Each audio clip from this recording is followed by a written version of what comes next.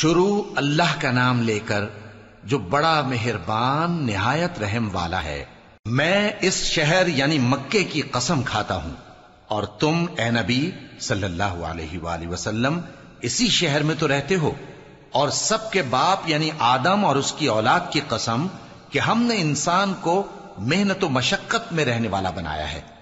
کیا یہ خیال کرتا ہے کہ اس پر کوئی قابو نہ پائے گا؟ کہتا ہے کہ میں نے بہت سا مال برباد کر دیا۔ کیا اسے یہ گمان ہے کہ اس کو کسی نے دیکھا نہیں؟ بھلا ہم نے اس کو 2 آنکھیں نہیں دیں، اور زبان اور 2 ہونٹ نہیں دیے؟